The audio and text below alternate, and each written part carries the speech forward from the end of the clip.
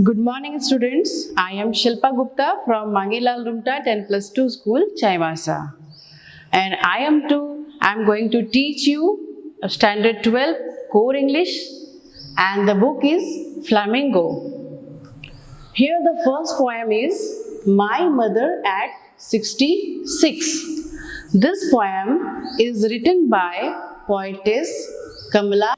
First of all, I would like to explain about the poetess. So, Kamala Das was born in Kerala and is one of the India's first poets. बहुत सारी कवित्रियों में कमला दास भी हमारे देश की एक poetess है जिनका जन्म केरल राज्य में हुआ था.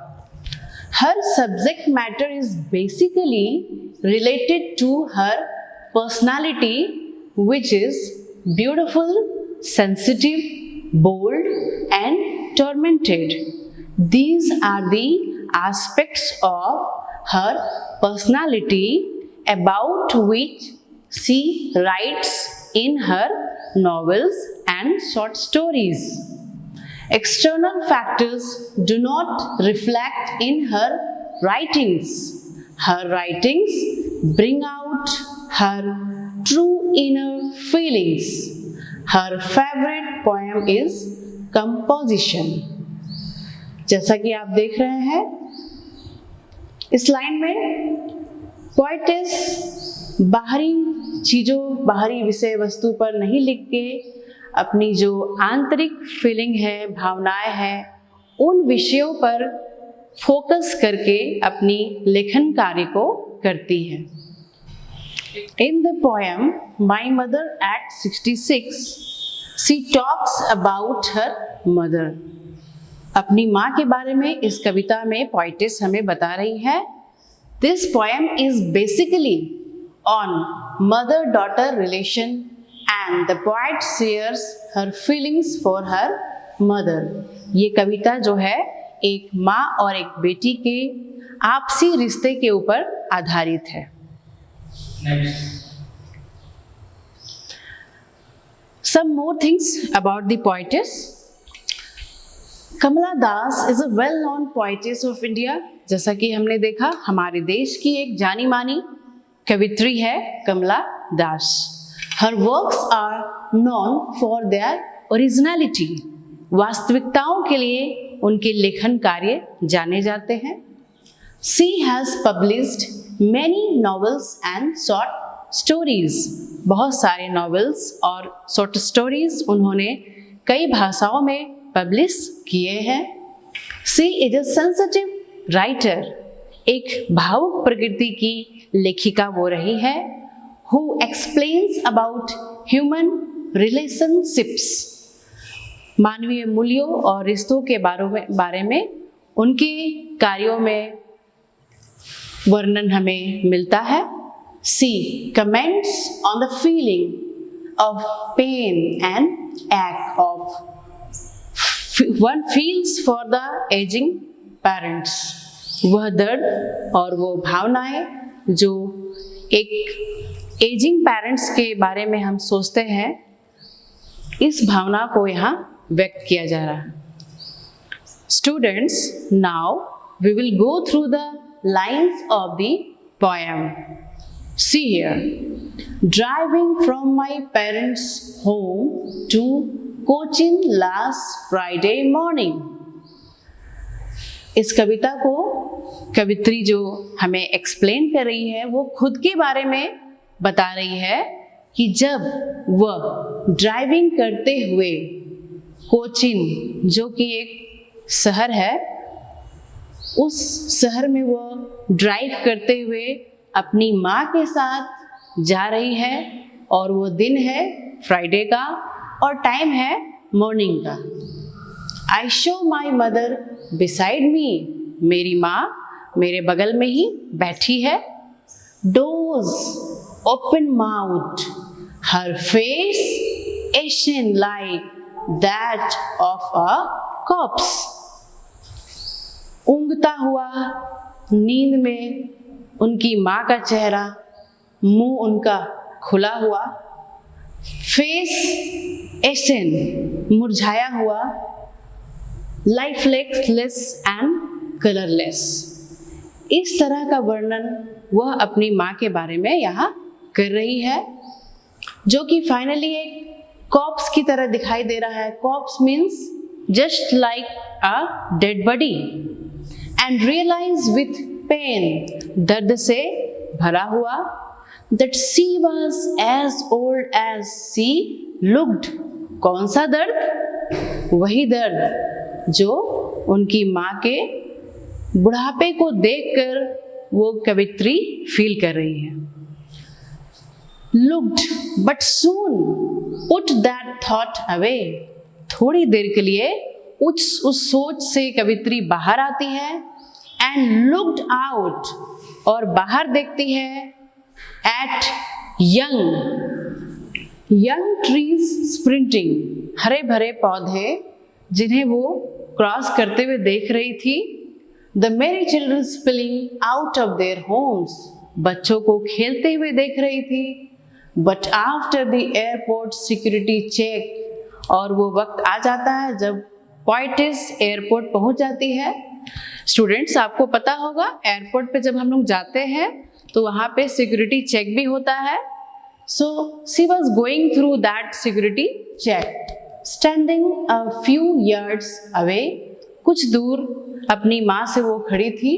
And I looked again at her, wan, pale as a late winter's moon। वो अपनी माँ के लाइफलेस कलरलेस फेस को देखती है, जिसे यहाँ पर लेट विंटर्स मून से कंपेयर किया जा रहा है। वो मून जो अपनी ब्राइटनेस और शाइनिंग खो देता है, उस मून से अपनी माँ के चेहरे को यहाँ कंपेयर कर रही है।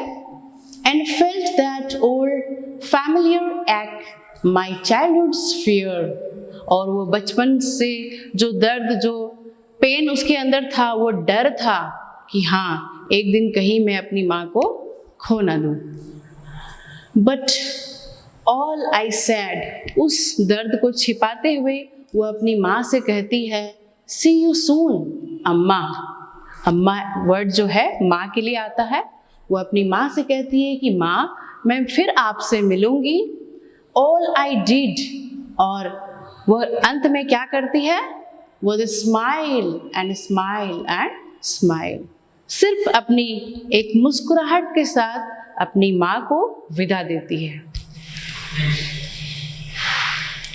स्टूडेंट्स, एक बार इसका जो पूरा थीम है, पूरी समरी है, एक बार मैं फिर से रिवाइज कर रही हूँ, आप लोग ध्यान से सुने। The main theme is that aging is a natural process। उम्र का ढलना एक स्वाभाविक प्रक्रिया है।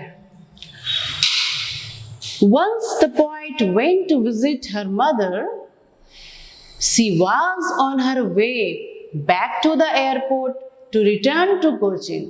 जब कवित्री अपनी माँ के घर गई हुई थी और वापस जब उसे वहाँ से जाना था, और उस वक्त वो अपनी माँ के साथ एयरपोर्ट जा रही थी। She looked at her mother who was seated beside her in the car। उनकी माँ बगल में बैठी हुई थी। Her mother had dozed off to sleep। वह ऊँगती हुई सो रही थी। And her aging face, उनके मुरझाए हुए चेहरे को पोइटिस देख रही थी। Was smoky in color like ash। S means राख, वो एस ग्रे कलर का जो होता है राख, उस तरह का उनका चेहरा दिख रहा था। Her mouth was open and she resembled a dead body।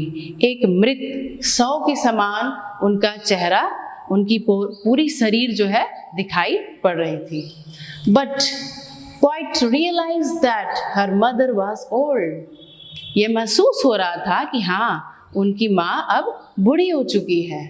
She felt pain and sympathy for her। और वह अपनी माँ का उस दर्द को महसूस कर रही थी और उस सहानुभूति, सिंपैथी को प्रकट कर रही थी। Her mother needed love, affection and care। इस उम्र में उनकी माँ को क्या चाहिए? हम बच्चों का प्यार और केयर चाहिए। So, in order to come out of the gloom, और इस उदास भरे सोच से थोड़ी देर के लिए हटती है poet's. She shifted her glance, वो अपनी नजर कुछ देर के लिए कार की खिड़की से बाहर देखती है। There she saw young trees pass by. Little children were running out of their houses into the playgrounds. उन बच्चों को खेलते हुए उन हरे भरे पेड़ों को वो पार होते हुए देखती है। And these things were contrary to the age facing of the mother. यह चीज बिल्कुल उनकी माँ के चेहरे से बिल्कुल अपोजिट था। They symbolized energy, life and happiness. उन बच्चों का खेलना, उन हरे भरे पेड़ पौधे, वे हमें किस चीज को व्यक्त कर रहे हैं? एनर्जी, जिंदगी की ऊर्जा, लाइवलीनेस एंड खुशियाँ, हैप्पीनेस, वो दिखा रही है। कुछ लिटरेरी फैक्ट्स है इस पोएम के बारे में जो मैं आपको बताना चाहती हूँ। इसकी स्पेशलिटी ये है कि the whole poem has been written in a single sentence punctuated by commas. आपने देखा होगा पूरी कविता एक सिंगल सेंटेंस में पोएटिस ने लिखी है, सिर्फ उसमें कॉमास का इस्तेमाल करते हुए।